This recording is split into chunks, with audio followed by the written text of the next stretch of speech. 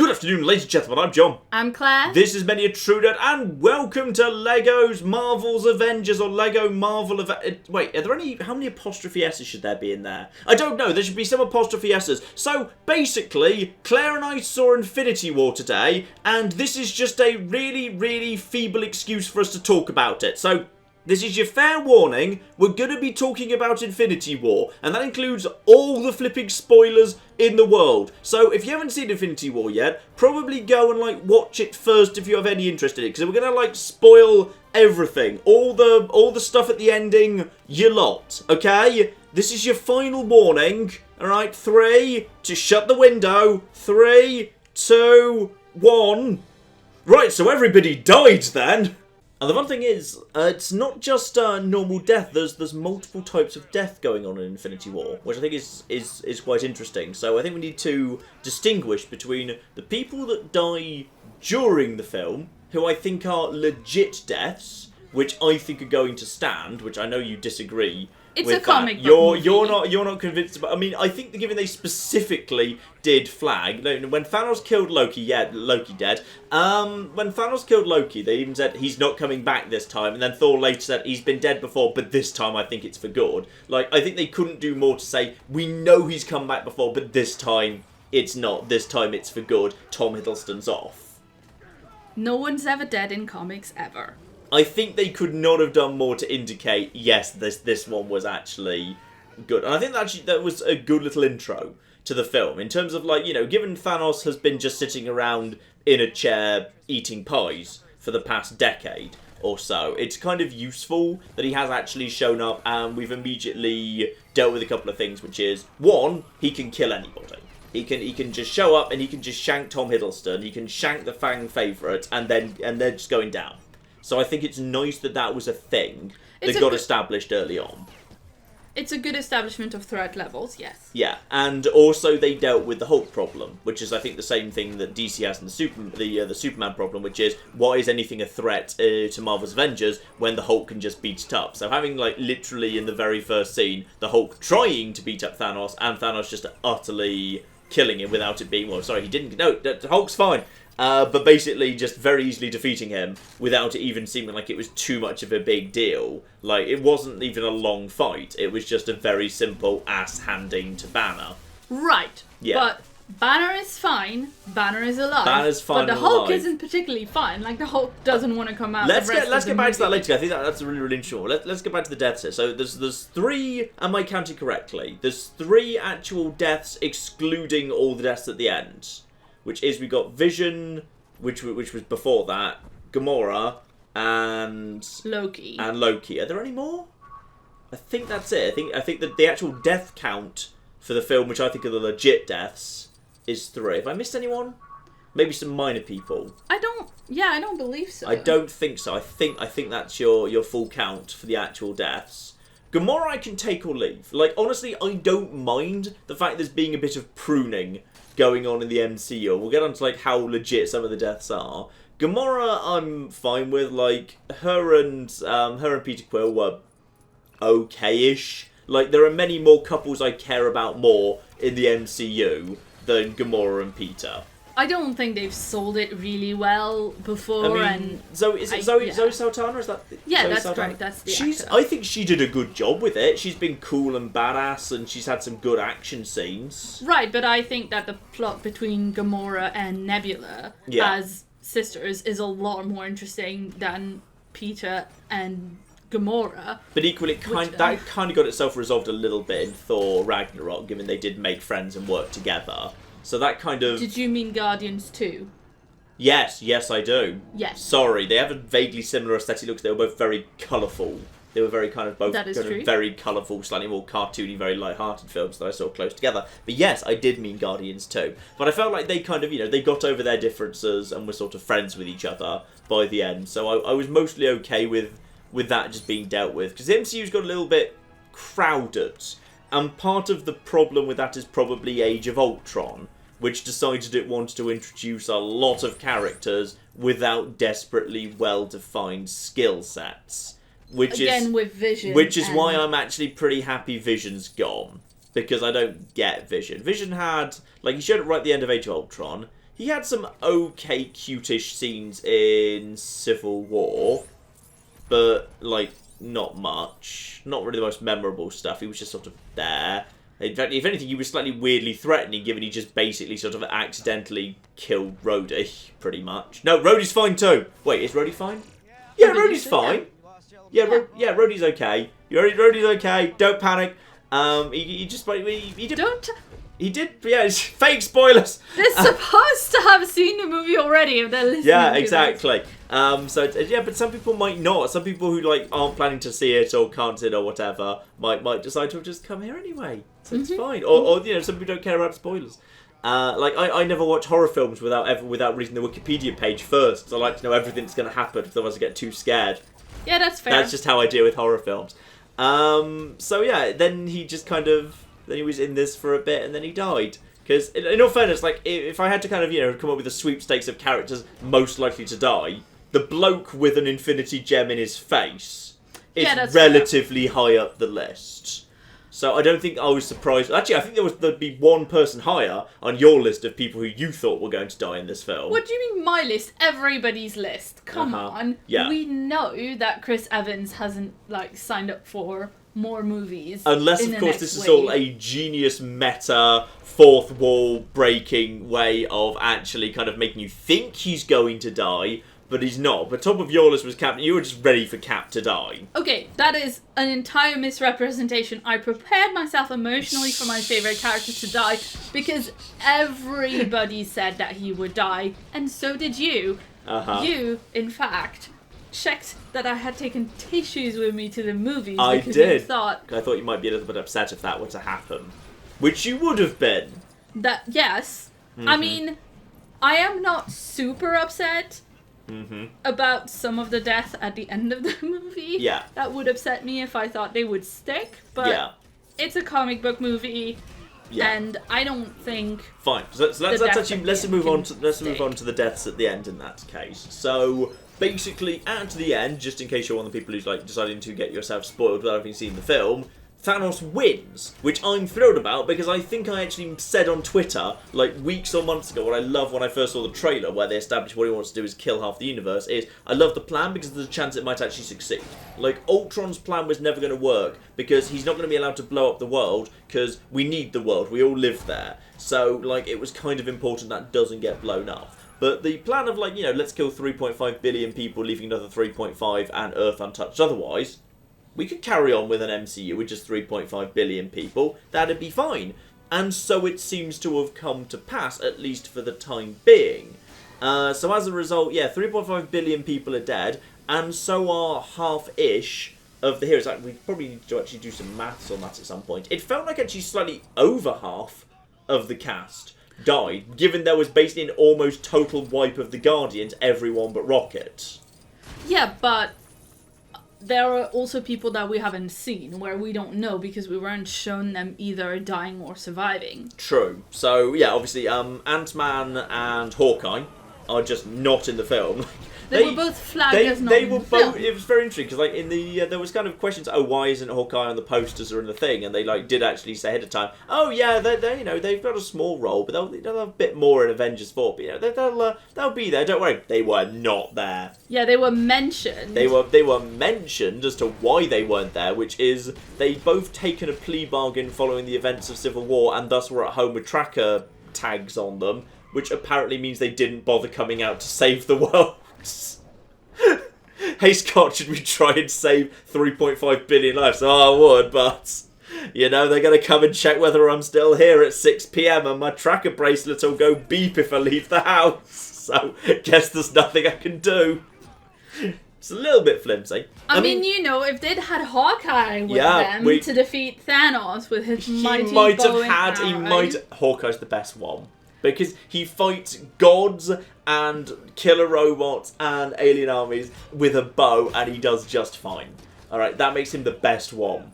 You know what? As long as they decide to foolishly not give him Lucky the pizza dog from the comics, I will be sad. You know the Deadpool 2 trailer that was on just before that was actually there? Where they actually had the joke in it where Phil just showed up at the end. He's got no powers, he just saw the advert, he showed up and they welcomed him to the team. That's basically Hawkeye. Hawkeye is Phil. Oh dear. So Hawkeye's just not there, which is a shame, because, like, you know, if he had been there, Thanos probably wouldn't have won. I mean, I think part of the reason also why, I don't know if like there was a conflict related to contracts, or if, like, you know, there was a problem with the people working on other films or something, but maybe part of the reason Ant-Man didn't show up is because Ant-Man everyone would know he was immortal, because literally they've already released a trailer for Ant-Man and the Wasp coming out in July. Yeah. Where both of them are going to be in it. So there's kind of no point having them there, because this is the big film where I think the big interesting thing was how many people are going to die. And if you've got characters there who you know are safe, it kind of saps some of the dramatic tension. Or maybe it was just kind of full up enough anyway. I mean, it was, you know, I think they did a good job managing to not make it feel crowded, but I think it couldn't have taken many more people. I mean, basically everyone gets pretty much one big moment for the most part. Like, the plot is... I think the plot actually is, while it's very simple, works very well, which is basically, it's just a little... It's almost like a little scavenger hunt, but without Okay, this is a terrible analogy. Well, but Thanos is on a scavenger hunt. Thanos is on a scavenger hunt, but I mean, like, basically the way the plot goes is we open up with Doctor Strange, and Doctor Strange says, "Oh, there's a strange thing in the sky. If only I had a telescope, but I lent it to my good friend Stephen Rogers." And then cut to Stephen Rogers in his holiday home in Malibu. "Oh yeah, Stephen, don't worry, I've still got your telescope. Unfortunately, I've lost the lens cap. I gave it to my friend Bruce Banner." Cut to Bruce Banner. "Don't worry, I've still got the lens cap. Don't know why you need it to use the telescope, because it would actually make it harder to use it." Oh, good point, Bruce. Okay, I wonder why they don't make you write I think I should write these. It was basically like that, you know, like the phone to call Steve, and then cutting over to Steve, and it just felt like each person said, you know, "Oh, how do we find so-and-so? Well, another character could find so-and-so, let's find them," and that character, and like, it just kind of elegantly moves from person to person. Everyone gets pretty much wanted. Do you feel like anyone was like overrepresented or underrepresented? Because I felt like Cap didn't get a huge amount of time. Because he got one fight scene early on, then we didn't really see much from him again. For like a central big Avenger, who we thought at the time this might be a swan song, that turned out to not be, not yet anyway. Yeah, but I wonder he if didn't get much time. I wonder if he's going to get more to do in Infinity War 2. I don't know. I think it was relatively well balanced. I would say there was quite a big focus on Vision and Scarlet Witch. There was a lot of Doctor Strange, actually. Yeah, there was a lot of Doctor Strange for... It wasn't the biggest film. I don't think it was the biggest grossing one by a long way. Like, in terms of grossing, like, Guardians did a lot more. I think both Guardians films were real high grossers. And also, even though they're probably a bit expensive to put together because of all the sci-fi Ghibli-ness, the actors are somewhat less known. So I imagine they're a bit cheaper to put Guardians films together because you don't have the ridiculous high-level A-listers. Yeah, but I wonder if that's also something that means they have less time in these big movies, right? Because we know Robert Downey Jr. just really wants to be front and center in those movies. Yeah. And then he is. And I wonder if something similar happened with Benedict Cumberbatch, where, you know, they had to give him a substantial role because he's a bigger star. I don't know. I mean, like, it kind of fits in, given, like, you know, we know from his film going into it, he's the only one who literally carries an Infinity Stone around with him at all times. So, like, you couldn't not have him in that. Although I suppose equally you could have just, like, had him hand it over first or earlier or whatever. Anyway, let's actually stay on the deaths here. Let's not get too much on a tangent. So, the death counter for the end of the film in people who just died as part of the Thanos clicks his fingers and everybody dies. Half the people die. About half the people die. Sorry, I said everybody, which was the point. It wasn't everybody, it was half. So, we got pretty much a clean wipe for the Guardians, with the exception of Rocket. We had pretty much the entirety of the Cap America supporting cast. He lost Sam and Bucky. Yeah, but he didn't lose Nat. That's true. I don't really consider her part of his supporting cast. She's her own she's an Avenger, and it's only a matter of time till she has her own film. In fact, I'd be amazed if she survives Avengers 4 if that wasn't part of what they're going to announce. She's they haven't got announced the lineup yet. Yeah, but exactly. I would be amazed if she did not eventually get her own film in the next wave or two. I mean, obviously, I really want her to have her own movie, but they've talked about it before and it hasn't happened. I mean, so I don't know. consider her, like, if we have to, like, group them in factions and groups, I consider her part of, like, S.H.I.E.L.D. and Nick Fury's group. Yeah, and I mean, she was in the earlier Iron Man movies. It's just like, Civil War is my favourite movie, and though it did show... That's not true. No, Winter Civil War's Soldier... your least, Everyone likes Winter Soldier. Winter Soldier is my favourite of all these movies, and she does hang out a lot with Steve in that one. So and they have really good chemistry, yes. And though she did appear in Iron Man 2, that was her first appearance, like, the whole twist was, it turned out, obviously, she was working for Nick Fury and for S.H.I.E.L.D., then she just wanders off. Yeah, exactly. So, like, I consider her part of, like, the S.H.I.E.L.D. faction in that regard, rather than part of Cap's. I think she's more important and more, kind of, has more stuff to do than just being part of Steve's supporting cast. But yeah, I agree. If he's lost his entire supporting cast and he has to be paired with someone for whatever he's doing next, him and Nat do have really good platonic chemistry. Like, they work really well together, They do. and they're great as friends. Yeah, but... they were really good friends. They made really good it was a really good friendship in Winter Soldier, which was really cool. Yeah, but the fact that his whole supporting cast, i.e. Sam and Bucky, both died at the end, is what makes me think that it's being totally rolled back. Because if Chris Evans really doesn't want to come back for future movies, and he has said as much, if it's not a big fake out, then we need a new Cap. Yeah. And if we go by kind of what's been going on in the comics, it would be either the Winter Soldier or Falcon. And, you know, both... I think he's... Actually, did they ever use... I think other than a few times at the beginning, are they officially calling Bucky White Wolf now? Because it was mentioned a couple of times. I'm not sure it ever came up in the battle.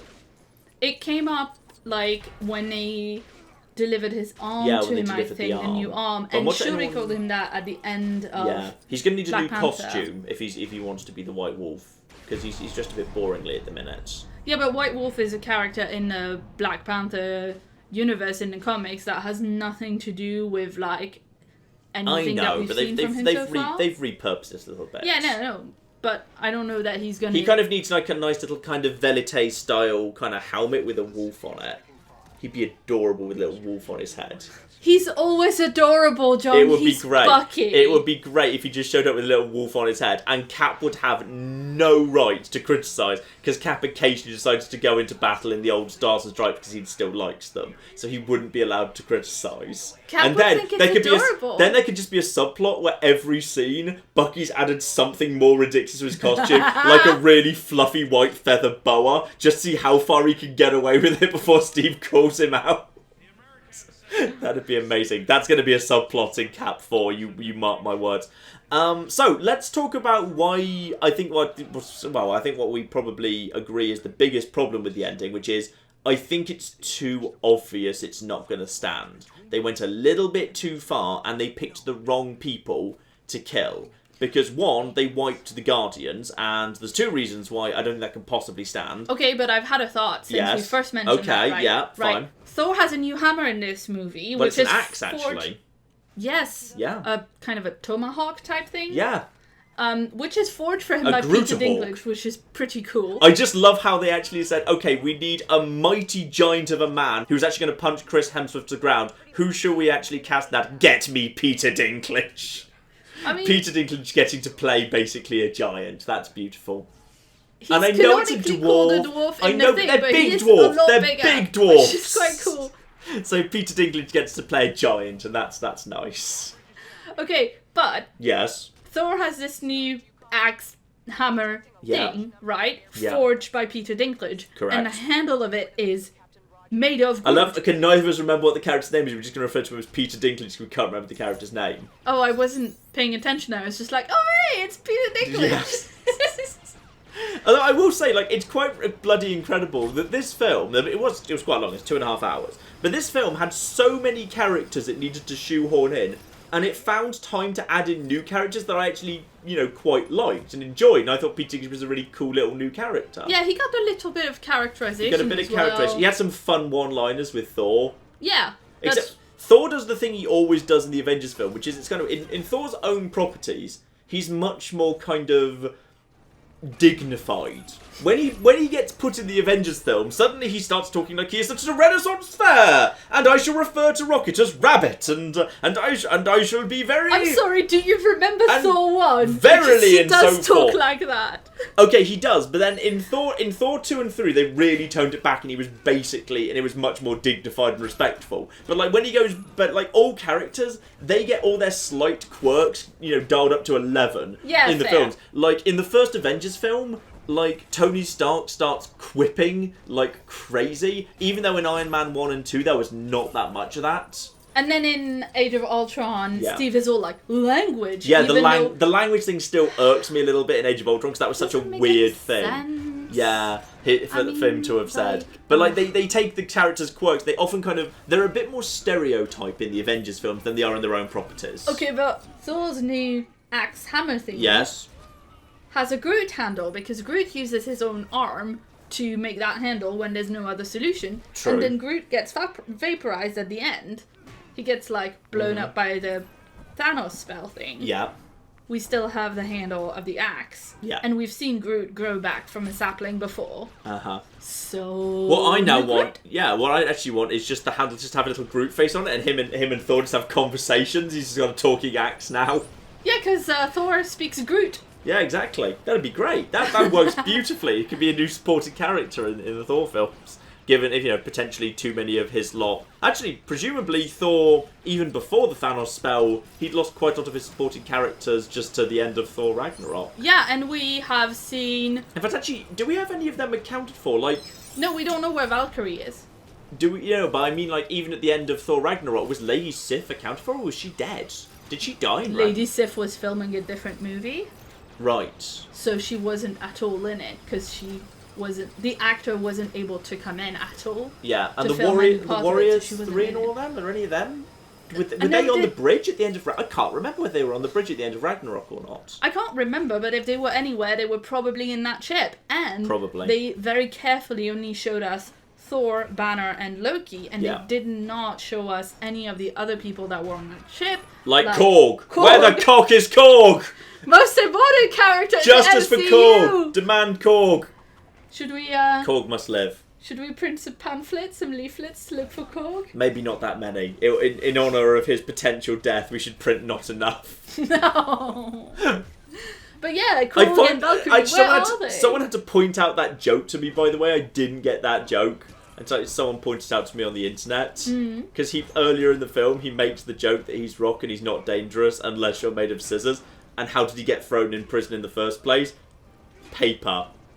He gets thrown in because of the paper pamphlets. I did not get that. And I I think that's the whole thing's just a massive Rock paper joke. I mean, that sounds like something Taika Waititi would Yes. do, but oh my god, that is like a deep dive. I'm not sure if that's ever been confirmed by the writers, but I saw it soon after and just thought, if that's true, that's cocking genius. Sorry, let's get back to the deaths. Let's not get too far off here. The reason I think, the Guardian wipes the biggest mistake is... Okay, there's two reasons why the Guardian wipe's not standing. One, we know they're making Guardians 3. That's been confirmed. That's been confirmed. Now, unless, of course...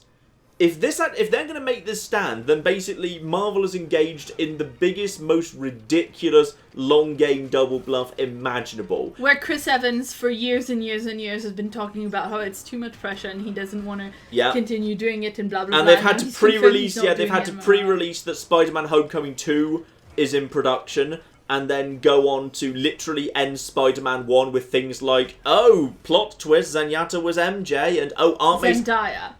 Who's Zenyatta?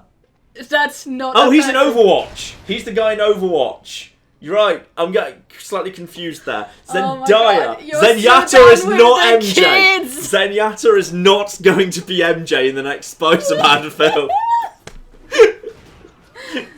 Okay, so Zendaya is going to be the new Spider-Man.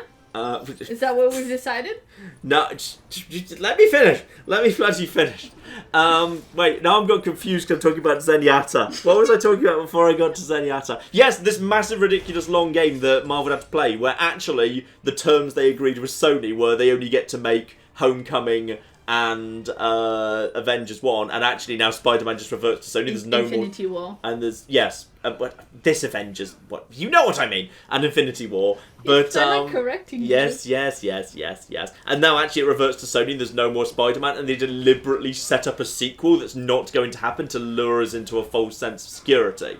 Like, they'd have to have done a lot of ridiculous long-term lying to make any of this stand. And I do not believe they can possibly do that, because the other thing is, the Guardians are ridiculously high-grossing properties. Like, if there's a couple of deaths that are going to stand, maybe Doctor Strange, because I don't think Doctor Strange... Because he chose to sacrifice himself. Yeah, and there was not a huge amount of... Well, we'll get to that. We'll get to that when we discuss the important things for the next film. But, like, you know, that was not a high-grossing film, to be honest. It doesn't feel like, you know, it was mostly a standalone. Like, I don't think... Did a single other big MCU character show up in the Doctor Strange film? Well, he showed up a little bit in Thor Ragnarok. Yeah, he showed up for one slightly awkward scene in Ragnarok where, like, literally you can hear the audible clunk where, like, it cuts to the bit with Doctor Strange. Now, the bit with Doctor Strange is over, now on with the actual plot. It was probably, like, one of the more clumsy and clunky Yeah, and it's also the digressions. moment in Thor Ragnarok where a random person comes up to Thor and goes, "Oh, I'm so sorry Natalie Portman dumped you." Yes. Which was the most awkward. Could they not afford her, or did she just not want to be in it anymore? Did we ever find out? I don't know, but... Because Gwyneth Paltrow decided she wanted out, but then I assume they just drove back in? I assume they just drove enough dump trucks full of money up to our house. Just basically said, we're going to keep sending the trucks until you agree, just say when. So I just assume they've paid her a ludicrous amount. So I'm guessing so. But yeah, when The Guardians is so ridiculously high-grossing a franchise, when probably the actors are relatively cheap and they've already got 3 in production, I mean, also... no chance in hell are the Guardians staying dead. So I think it was a mistake to kill that many of them. Like, if you'd killed a handful of them, you'd think, okay, so Guardians 3 just happens with a reduced cast and maybe they'll bring new people on. Because Guardians is fundamentally able to absorb new people in the same way that they brought Mantis on, and Mantis was a great addition to the team. I love Mantis. She's and great. she was great in this movie as well. well. Yeah, and she had my favourite line in the whole thing, my favourite laugh-out moment, where she said, we're here to kick names and take ass. That was quite good. Because she doesn't know how... Yeah. There's some really interesting stuff there, but I think the mistake was killing them, and killing Peter Parker, though I think it was a really sad moment. Peter got a slightly, as he points out, Peter got a ridiculously slow death, because he got to have the more poignant death. Like all the vampires in Buffy that are actually important and take like 3 minutes to dust, exactly like that. Bucky was just like, Steve, I think and he's gone. Yeah, mid-sentence to Steve. Oh my god, that was so annoying. Peter gets to have his great big, oh no, I feel weak. My hands turning to dust. I must quickly call Aunt May. May! Another one of your family members is dying. This will further cause you trauma. Oh my god. Okay. Mr. Stark, I feel so weak. I'm going. It's like the bit with Minion at the end of Megamind. Have you ever seen Megamind?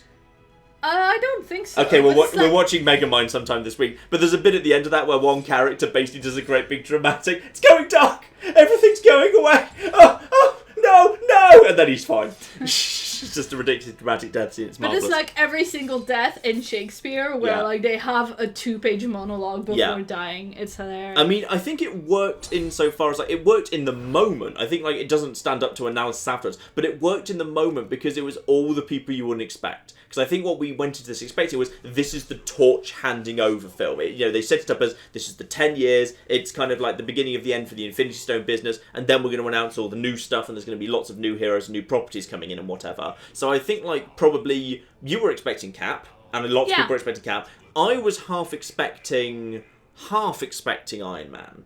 I wasn't sure about that, because my long-running theory is, because in Civil War they never got around to Spider-Man switching sides, because he'd only just been introduced, and now that Spider-Man's picked up the Iron Spider armour, him and Tony Stark have to have the showdown that takes place in Civil War in the comics.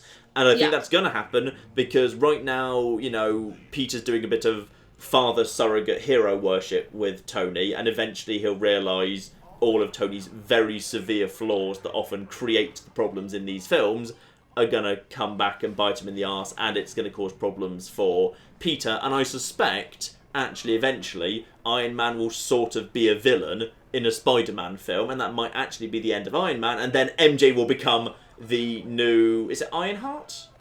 I'm not sure. I think her name's Ironheart, the new girl who's basically the new Iron Man in the comics right now.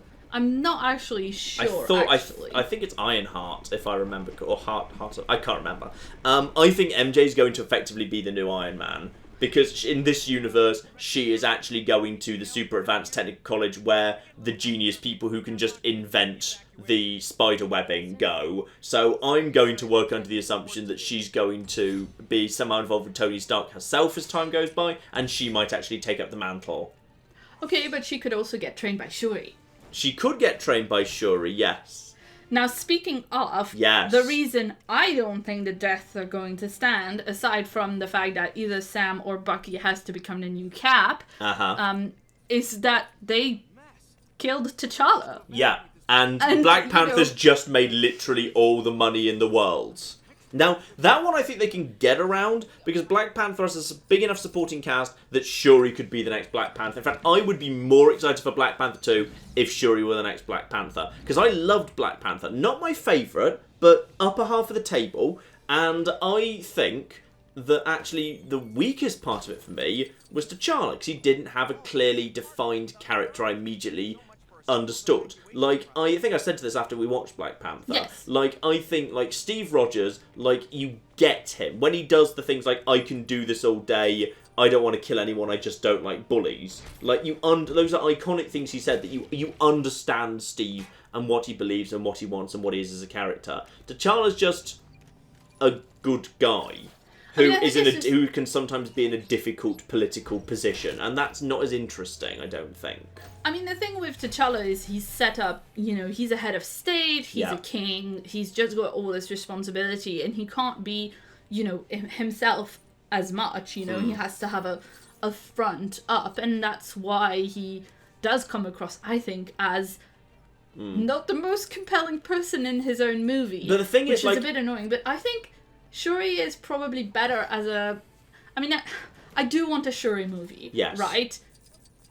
But I don't know if Shuri would be... Like, if you would lose something of her, of her, like, spontaneity and of her good humor and of, like, her personality would get a little bit dulled if she had to, like, be a queen and kind of, like, be stately and stuff. I don't know if that would fit so well. Though I do definitely... I mean, I think the interesting thing about the Black Panther film is, like, I know they the trailer really sold it as this idea of, good man, and a good man will be difficult to be, it's difficult for you to be king or whatever. He spends basically none of Black Panther being king. At the beginning he's about to be king, then there's a bit of fuss about making him king, then he's king for 5.5 minutes before he's not king anymore. Then he needs to be not king for a bit elsewhere. Then there's a great big punching match, which has nothing to do with him being king. Then it's the end of the film. Like, he doesn't really do much kinging. There's not a lot of politics, for sure. Which I was kind of expecting. There's some good world building, but I was kind of going in expecting that it was going to be a big, hey, he's a good guy, but he needs to make difficult political choices and sacrifices and something. And that's kind of the story I was expecting from the trailer. But we didn't really get that, I don't think. Which I think made the trailer choices a bit interesting for Black Panther. I think he wasn't very well served. The character wasn't very well served by the fact that they set up this confrontation in the throne room with Killmonger. Yeah. There was a little bit of time and T'Challa just didn't come to a decision, He was reacting to everything, and there was this moment where he was given a bit of time where he could have made an active decision and then didn't, and then he had to deal with the fallout. I mean, he looks like a good king, because the only other king we've seen is Killmonger, whose first decision was, let's burn the really important thing that everyone agrees is a good thing. So, like, that strikes me as not the thing you do on your first day. Like, it's controversial. Like, if you just become the principal of a school and it's your first day, your first proclamation isn't, okay, we're burning the playground down. Like, that's not what you do. Day one, get people on your side. Okay, we're going to have more choices of soft drinks in the vending machine. Okay, There's going to be, more choices of newspaper. All right, we're going to put some new benches up because some of them are getting a bit grotty. let's start off with that. I'd have loved it if, like, half an hour of Black Panther was just dedicated to Killmonger, like, immediately sitting down. It's like, okay, I had some thoughts about educational reform. Alright, and a grant system to let more people go to university even if they're from disadvantaged backgrounds. Okay, so let's start with that. Then I want to talk about transport infrastructure, because I'm very worried that too many times weekend engineering works, though planned, are spilling into Monday. Okay, and it's causing our commuters a lot of trouble on Monday. Also, I want to burn down the Magic Flower Grove. And in addition, but after that, we absolutely need to talk about more copper wire cabling, because the internet here is catastrophically slow. Okay, first of all, how dare you? The internet in Wakanda is awesome. They probably got gigabit internet everywhere. Yeah. Though actually, it did strike me as odd that, like, when they did this whole, oh yeah, Wakanda's so advanced, like, wasn't the tribe that, like, was the T'Challa's friend, don't they just all live in huts? Like, they were all still living on the outskirts with the animals, the weird rhino things, but they were still living in huts. Like, yeah, but you don't know how fancy the hut is on the inside. It was still quite small. Like, unless they've got, like, massive basements with, like, a cinema and a swimming pool or something. Okay, but maybe the hut is just for the person who's a shepherd who's taking care of all the animals. That's true. Maybe they just chill out there. That's just where they get some shade and rest during the day. But I think but seriously, being serious, I think the canonical reason that exists is that there is the capital city of Wakanda, and that is under a dome, so that no one sees it. Yeah. But there is more Wakandan land that is not under the dome, that is not protected, because the world knows that Wakanda exists, but they just don't know what it really is. And it's because there's a big portion of Wakanda that is, rural and whatever, and looks like the countries around it. Do you think anyone actually lives in that bit, or like a couple of actors do just for appearances or something? Well, I don't know. I'd love to know about that, but I do think that, probably there are some people who want to live rurally, because that happens in countries, some people like living in the country. Yeah, but even then, those people probably want, like, fresh drinking water, like, and stuff. Yeah, but maybe there is. There probably is. Really there probably is. Actually, while we're talking about the Wakanda Dome, that's actually one of my favourite bits of the film as an action scene. When when Thanos comes in to assault Wakanda, and in the end, basically, they decide, there's no clever solution. They literally just say, we're going to release millions of kill beasts, and they're just going to basically throw themselves into the barrier, and, like, only 1 in 1,000 is going to be lucky enough to just basically squeeze through a tiny gap that's been created. The other 99.9% are just going to be killed, and that's deemed to be an acceptable military strategy by Thanos, because he's just got enough military strength to do that. And even then, like, they're able to actually, get enough through that it's actually enough to sort of come close to overwhelming our heroes at one point. And I think that's really, really kind of cool. Well, and it's enough also that, there's so many swarming this one point of the barrier that the rest of them that are coming in are, just starting to move around the side of the dome and are going to get in the back of the dome. Yeah. And that doesn't have protection, therefore they have to open this small breach. Though I feel like they could have come up with, like, a bed system, like, kind of like supermarket doors, but they open it for a bit, and they say, okay, this is getting a bit much, Command, can you just close it for a bit now? Right, open, close, open, close. And then, then you start thinking about it, then you start more like Pac-Manning this, where you start thinking, okay, so Command, I know previously we've just had, like, a dome, but could actually now we have, like, several walls of wall within the dome, and then we just start basically feeding them through, and then actually... Like an airport security Yeah, then they could have made a new dome outside the dome, and then say, okay, can we move the two domes together, and squish! Squished all of them between two domes. Okay, if they'd had a double dome, they could have done this. I should write these films! Double dome! What they needed was twice as much dome. Okay? Yeah. I think everybody's review of Marvel in Hang on, no, I've just going to be there wasn't enough dome. I've got a better plan. Okay. Okay, if they need to slow it down because too many getting in, rather than saying let's just open up the gate that's in front of us, what you say is you open. Okay, open up one gate that's way over there, so they all start running towards. Okay, now close that one. Now open one. Now open one that's way the other direction, and then all of a sudden the slathering bees, most of them just start running around because they're clearly stupid, and then the proportion they get through is much lower. There's yeah, with that Benny Hill music. Yeah, with as well. with Yaxy sax playing in the background, and they just try and run between the doors, and it takes the pressure off the wall. That would work. And then you just added the double dome. Then you just added the double dome. Command, we need a double dome, and then just alternating opening doors.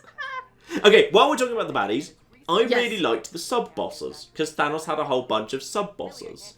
And I thought they were really good. I thought Creepy Psychic Man was actually really cool, he killed... Was that the one who had no nose, do you mean? Yes. I've got a dog who's got... No, never mind. Yeah, the guy who had no nose and had the psychic powers and the one who was torturing Doctor Strange. He was very good. I liked him. He was creepy and stuff. Was he actually... I think he might have been one of the guys standing in the background, like, around Thanos' chair in Avengers 1, but I'm not sure if it's the same guy or not. Yeah, I'm not sure. I mean, I think they all He might have been there. They all looked very striking, and the design of them was cool. Yeah. And you weren't sure about this. I'm, like, almost 100% sure that 2 of them were supposed to be the Dark Elves from Thor 2.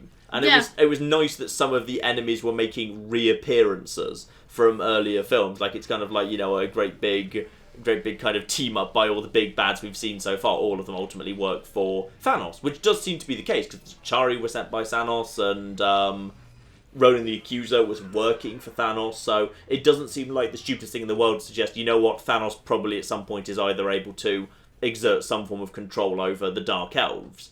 Yeah, that makes sense. Yeah. What I found that... I mean, I don't know. It was a really busy movie, and there were a lot of people in it, so maybe I can see why it wasn't a priority. Yeah. But I kind of wasn't really sure, like, why they were Thanos' minions. Like, are they true? But because the interesting thing about Thanos as a villain is that he believes in his thing. Yes. You know, he really believes in the thing. Yeah. Where his planet at some point got overpopulated, and there were problems and people didn't have enough food, and he's like, why don't we randomly kill half the people and then we'll have enough resources? Yeah. And he thinks that's perfectly fine and a merciful, just way of doing things, and he goes around and does it, and he is just wedded to this concept, and he's like, just believes it. Yeah. And I didn't really get an idea whether this was like a cult of the personality where they agree with him and they're true believers, and you know, because it kind of feels that way because they're the children of Thanos. Or if they were just afraid of his power or wanting to, you know, benefit from his power.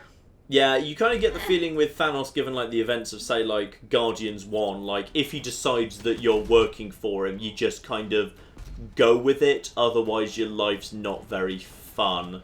Like, you know, see Nebula for details. I mean, the guy that you really like with the psychic powers, like Hawkeye? he said... Korg. These are 2 people I like.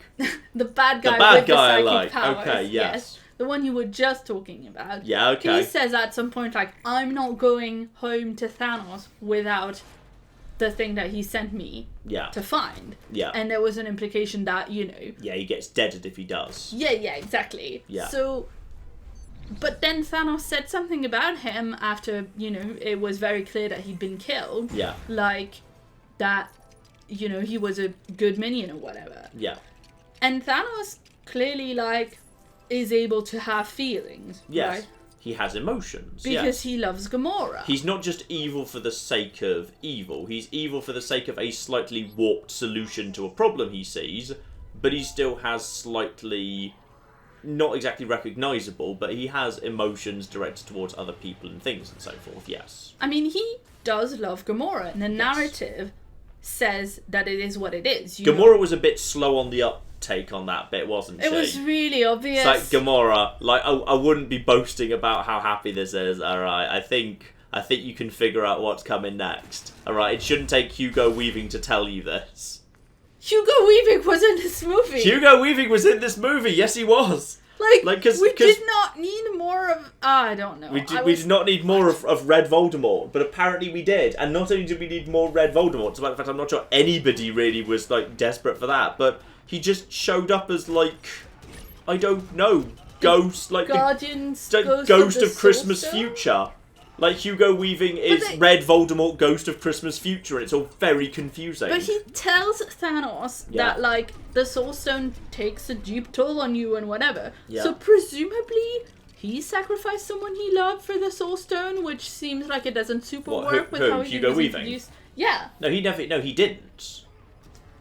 The implication what he was saying was, like, people have come here but they can't get it, implying that most, like, the implication I read of that was most villains don't, like, because they're so evil, they don't feel love, so they don't have anyone to throw in the pit. I don't know, I was kind of expecting, when that scene started to unfold. Which, appropriately for his nose, is a thing that would have meant Voldemort couldn't get hold of the Soul Stone, because Voldemort doesn't feel love.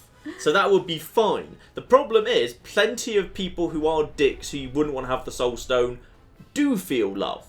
Plenty of, it feels like the Soul Stone needs a better security system than that. To be honest, like, the Time Stone is defended by an order of wizards. The Soul Stone is defended by, anyone who fancies anybody else can get it. Like, I could get the Soul Stone by just pushing you into a pit. It's payment. Yes. It's not, thank you, by the way, that's sweet. It's not a defense mechanism, it's payment. Or putting Tabby in the pit. Do you think animals count? Okay, if you put Tabby in the pit, you are dead. Well, okay, I'll put you both in the pit then. You don't get 2 Soul Stones, though. Well, how do you know that? You were just implying Hugo Weaving got it, so logically, by your logic, if it works the way you think it does, everyone gets a Soul Stone. You get a Soul Stone. Yes, everyone gets a Soul Stone. Okay, but... See, it can't work the way you think, because there's only one Soul Stone. No, I think there's only one Soul Stone. I'm saying, like, it's... Anyway, I thought the character who ended up being Red Skull looked really cool, and like the way there was like an ominous warning to Thanos. I thought he could have just stayed. Why did it need to be Hugo Weaving? Like, it could just have been Red Skull? A flipping ring wraith. Yeah. It could just have been a thing that looks like a ring wraith or a dementor. I have absolutely no clue why the hell it was actually. Like, why it was Red Skull. That made no sense. That was so weird. And, like, Hugo Weaving can't be cheap. Like, it must cost a bit to get Hugo Weaving on board, even for a short scene. I don't know. And I just thought it was a really odd decision. Like, it actually, like, it honestly, like, ranks as probably, like, one of the oddest moments in an Avengers film. Like, and this is a series, a trilogy of films to date, where Thor just decided to go and have a bath in the pool of vision. That was random in Age of Ultron, which was supposed to have a great big amount of explanation, but they just got to cut it out for time. So Thor basically says, "I'm going away now," and then we cut back later to just Thor. Yep, taking off my clothes, stepping into the pool. Electricity. I'm having a dream now. Which was a very confusing scene. But I think it honestly, like, Red Skull just showing up on a previously unmentioned planet guarding the Soul Stone is weirder than that. Absolutely, and I just think that entire scene, like, didn't really work because, the payment for the Soul Stone being the soul of someone you love, whatever, like, it's gonna be Gamora. You know immediately it's gonna be Gamora. And then she says this thing about him not being able to feel love. Yeah. And he looks at her like, you're an idiot. Yeah. And she still doesn't get it. Right? She still doesn't get it at first. But then it doesn't even go into how... Like, then it says, he did really love her. It doesn't even go into... Because she says to him, this is not love. She doesn't even consider that he loves her. Yeah, then love can be one-sided. I think maybe it would have been a bit more interesting if, like, she had seen straight away that means her and had tried to escape earlier. Yeah. And then... I mean, I guess he did have to get the Soul Stone for the movie to work. Yeah. But I think it would have been a lot more interesting if the narrative had, taken that feeling that he has and said, you know what, that's actually twisted and that's not love and that's not the sacrifice that the stone demands. Yeah. I mean, obviously you needed to get the Soul Stone for the plot, but I think it's quite weird that everything that we've seen from their relationship before, the narrative takes that and goes like, no, he totally loves her and she's, a sacrifice that is, that counts. Yeah. It's just, So let's talk about I count 3, but feel free to correct me if you think there's more. The 3 things that are basically the big hooks for Avengers 4. which Okay. is basically the 3 big unanswered things that blatantly have some way of resolving this crisis. Because we've established, I think both of us now agree purely on grounds of, if nothing else, the fact that too many of the new guard are dead, too many of the old guard aren't dead, and probably, given the kind of the theme of balancing the universe and life for a life, and people repeatedly mentioning trading lives, etc., I think by the end of it, we'll have got rid of some of the old guard in order to get some of the new guard back. I mean, given the theme of balancing the universe, I strongly suspect maybe we can get some of the people who are dead back by sacrificing some of the people who survived. For example, there might be a way to balance the universe that way, so that the net amount of death needs to stay stable or whatever. But 3 things I think have kind of shown up. Obviously, 1, the post-credit sequence, Captain Marvel. Yes. Now, that is, I double-checked this, that's Claire's laughing, because when the Marvel symbol came up, I literally went, what did I yell? What was my exact noise? Could you do an impression of my noise, please? I think like, whoa! Apparently it was very loud and no one else reacted. I thought everyone was going to freak out and everyone was going to be like, oh my god, but no, it was just me. It was pretty cute. So Captain Marvel is going to come out, and I checked this when we got home. Captain Marvel is going to come out in March 2019, Avengers 4 in May 2019. So it's reasonable to assume that's not just going to be an origin of her, it's also going to lead straight into the events of Avengers 4. So Captain Marvel obviously going to have a big part in fixing whatever needs fixing. Number 2, the time gem. Yeah. Because Doctor Strange very clearly said, just be aware, if it comes to a choice, I'm going to let all of you die rather than hand over the time gem. He specifically said to Peter and Tony, going to let you die ahead of time gem. But then when the moment came and Tony Stark had been stabbed and was about to be killed, he said, here, take the time gem. And we also know, of course, that he saw 14 million version of events, and he saw one way to win, but weirdly Tony Stark didn't ask him what it was, which was a bit of an odd thing for Tony Stark to not do. Maybe he did off camera. So we can be reasonably confident, therefore, that the one way to win has to involve Tony Stark being alive, and Tony Stark has to have some form of role in the Doctor Strange prophecy, whatever, because that could be the only possible reason why Doctor Strange changed his mind and handed over the time gem to save Tony Stark when previously he'd specifically said he would not do that thing, because his mind was changed after he saw the visions. So we can be reasonably confident there is some form of prophecy which maybe someone who's still alive is aware of. We don't know whether or not he told anyone, or made some sort of record of it, or magicked up a projection of himself psychically. Because even though he's dead, maybe because he's Sorcerer Supreme, he can like, you know, astral projection himself in Avengers 4 and tell Tony about it. So we can be reasonably confident that whatever the one way to win is, Tony is at the centre of that. And maybe Tony has something to do with balancing the scale. We do not know exactly. But that seems like a pretty big hook. The second is, after Hulk gets his arse handed to him in the first scene, Bruce Banner can't become the Hulk again. And Hulk repeatedly, literally yells no and won't come out. Now, that might just be a case of Hulk is, you know, having literally lost the first fight in his life, is suffering from some form of severe anxiety, and that just might just be where that's going. But it feels like maybe there's more to it than that, given literally Banner says at the end, you know, me and you, Hulk, we need to sort things out. Suggesting there's a lot more to be resolved and discussed about that issue. I mean, there's obviously a big deal in Thor Ragnarok about how Bruce, once he becomes Bruce Banner again, is really afraid to Hulk out because he's afraid that he's going to get stuck as the Hulk and never be himself again. And now it's the other way around. So that's a really interesting parallel. Yeah. I mean, also, I do feel like there's a large portion of that, which is, you know, you need to make sure that Hulk is not in the rest of the movie. Like, okay, we get that Thanos is really strong and he can take Hulk in a fight, but all of his minions probably can't. Yeah. And we need to make sure that Hulk doesn't end up murdering all the minions too quick. Yeah. So, yeah, I think the 3 that I think are the most key are whatever's going on with Hulk and Banner is going to be important. The Doctor Strange's prophecy, whatever it was, and Captain Marvel. Did you kind of note anything that you looked at and thought this is going to blatantly be really important for Avengers 4? Because those are the 3 I thought about. Not particularly. I mean, obviously there's going to be some form of time travel or time manipulation going on. Because, I mean, I don't know. Maybe it's not so obvious, but I really would like it to, because that's a trope I really like. Yeah. And also, you know, Captain Marvel, like, her movie is going to be set in the 90s, right? I'm wondering if, literally the little beeper that Nick Fury has then is actually a time beeper that actually alerts her back in time or something. I don't know. Yeah, because it's really cute and pixely as well. Yeah, it looks very old tech. Like it's like she's sending a message back in time or something. But it feels like potentially Captain Marvel is going to help resolve a few bits and pieces. Yeah, so, like, what you were saying is it's possible that that beep is starting Captain Marvel's movie. Possibly, yes. Kickstarting it with something that will then realize itself in Avengers 4.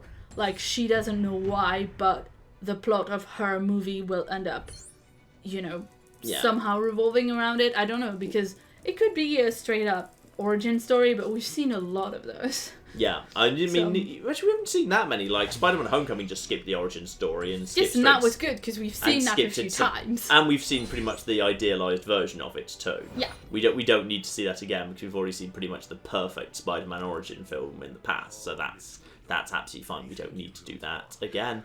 And other than that, like, most of it worked very well. I think the action scenes were nice. Like, the first fight, where Cap and Black Widow and Sam show up at the train station. Yeah, that was cool. Was a really cool fight scene. I think probably the biggest, like, you know, the music goes nuts because it's a really big, cool moment was Thor arriving with his new Groot axe, or Grax. Grax, okay. Yeah, with his new Grax. We're calling it now. Yeah, the Groot axe. When he showed up with that, I think he got the biggest, like, the music stirs for the entry, and then his power level really seemed to elevate a bit there. Yeah, and I love how Banner takes the helmet off his suit and goes like, "Oh, you're screwed now." Yeah. Banner's I mean, I like that Banner actually got some business to do, because normally in these films, Banner just does a bit of science babble, but when actually the action kicks off, like, the thing is, oh, so you've got to become Hulk now, but because Hulk wasn't around, Banner actually got to, while wearing some leftover Hulkbuster armour, actually got to do some business by himself. He actually got to get involved, like, as Bruce Banner, which was nice. It was nice to actually give Bruce Banner stuff, and I really hope an actual Hulk movie is part of the next wave as well. I would love to see that, because I'm pretty sure, like, at this point, like, the original Incredible Hulk movie, even though it does actually have a cameo by Robert Downey Jr. and General Ross, I can't remember the name of the actor, they are both in it. It's not Isn't it Martin Freeman? Huh? Martin Freeman is not in it, I do not believe. But doesn't he play Ross? Everett Ross? Not him? Ross. No, Thunderbolt. Isn't it Thunderbolt Ross as well? Aren't there two characters with the surname Ross? That's super annoying. Isn't the general who's in the prison, isn't he Thunderbolt Ross? Or am I misremembering? I may be misremembering his name. The general they were It's entirely possible. The old guy they were speaking. The old guy who was on the hologram. Yeah. He was in that as well. But I feel like I don't think that's really canon anymore, because it's not the same. It's not Mark Ruffalo.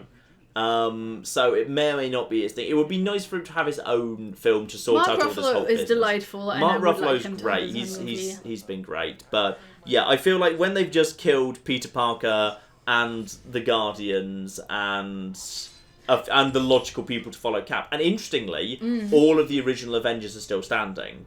Thor standing, Cap standing, Iron Man standing, Black Widow was accounted for. We don't know about Hawkeye, one way or the other, and Bruce Banner standing. So literally all of the original first tier Avengers, the first group who were there, are still around, whereas plenty of the people who would have been logical candidates to slowly, you know, bring in and replace them, whether that be, you know, blatantly they were training up Scarlet Witch to be a new Avenger, and she was literally training under Cap in the beginning of Civil War. Yeah. And she's been got rid of. As has Spider-Man, and obviously, you know, literally made him an Avenger during the film officially. With a little knighting which was very, very cute indeed. And I mean, we've seen this joke previously in trailers, but the moment where Doctor Strange introduces himself to Peter as Doctor Strange, and Peter's like, "Oh, we're using our made-up names. I'm Spider-Man." That was such a good moment. Actually, you know what my favourite action scene in the whole thing? It's when they almost got the glove. of that. The scene where Peter Quill ruins everything. Okay, but I know that look on so Claire's annoying. face. That was so annoying Claire because just it was doesn't- really predictable. It's in character for Peter Quill to shoot people in the face at inappropriate moments when he learns a loved one is dead. It is entirely in character. However, I think that entire scene, like, it was very predictable what would happen because you could see it on Peter's face. Like, you could just tell what was going to happen a while before it happened. Yeah. And it got a bit dragged out. And also, I think it's really, like, it really cheapens it to have... We've just had canonical narrative confirmation that Thanos loved Gamora and that it cost him... Sentimentally, it did cost him to throw her in the pit, even though he's the villain. You've got Nebula right there, and she understands what's happened, and she's, you know, like, dealing with it like an adult. And also, like, I just never really, like, I get that Peter Quill likes Gamora because she's pretty and she's smart and she's really badass. Yeah. But I never really got, like...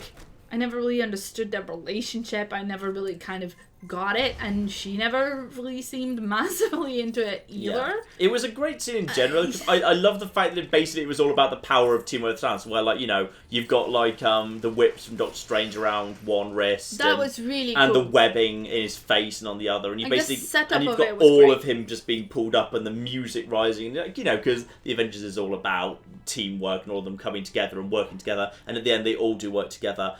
Also, that scene had the moment that made me the most shocked and upset, which was of all the character deaths in this film, which is many, the one that genuinely made me the most upset when I thought it had happened, and I think it actually didn't happen, was Doctor Strange's cloak, who I just refer to as Cloak. There was a rip, because, you know, Doctor Strange came up with the clever thing of, oh, you know, don't let him close his hand, because apparently, like, you need to, like, clench your fist to turn one of the stones on or something, I guess. And he said, don't let him do the fist. So the cloak went and wrapped around the gauntlet, and then he, like, Thanos pulled it off, and there was a ripping noise. I was like, not Cloak! Cloak's my favourite character!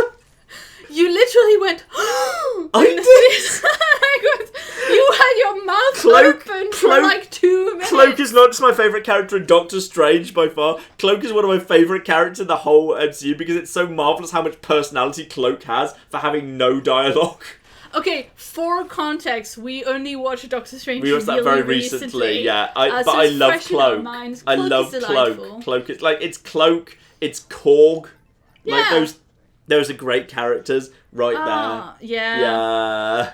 I'm just it was a bummer that Korg wasn't there and Valkyrie as well, like as the supporting cast. Not really sure like where they're accounted for at all. Hopefully they'll be accounted for in future. I mean, like, it's pretty easy to handwave that. Like, you know, oh, there were escape vessels, and some people got on the escape vessels. Yeah, or they went on a mission to do something. Yeah, they went somewhere else to do something. Yeah. Well, actually, no. In all fairness, like at the very end of Thor Ragnarok, when we knew they were on the bridge, that was the point when Thanos' ship showed up in the post-credit sequence. So we know they were on the ship when Thanos attacked.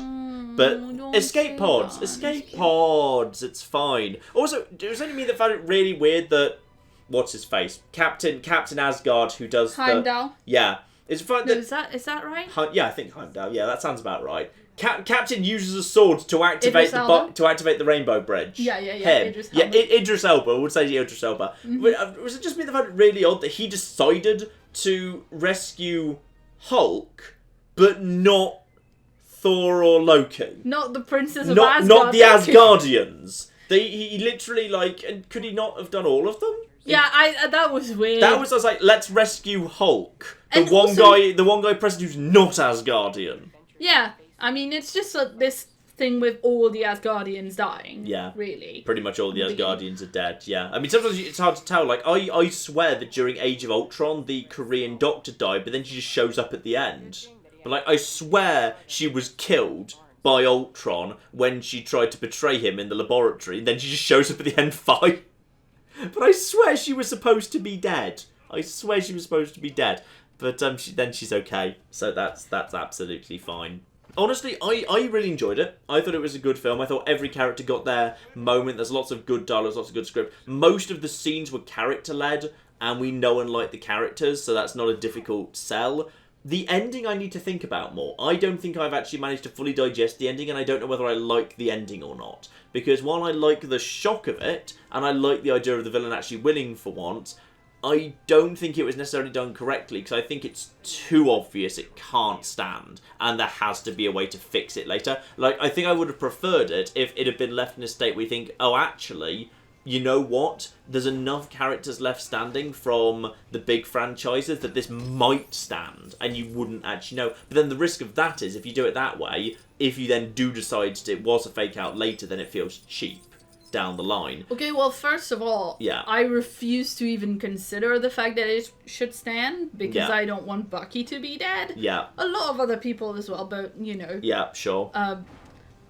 I mean, I just don't think it can possibly stand. I'm trying to figure out how I feel about the fact that I think it was quite obvious during the movie that it was going that way, because Thanos was getting the Infinity Stones too fast. Yeah. And you could see them fill up the gauntlet, and it's this real clear visual cue that he is winning. And Yeah. he's so strong at the beginning, and with every one of them, he gets stronger, and you see him use them. Yeah. Right?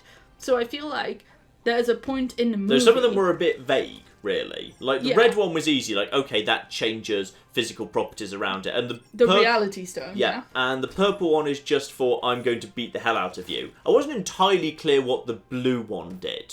That's the Tesseract, That's right? the Tesseract one, yes. Which is, I believe, the...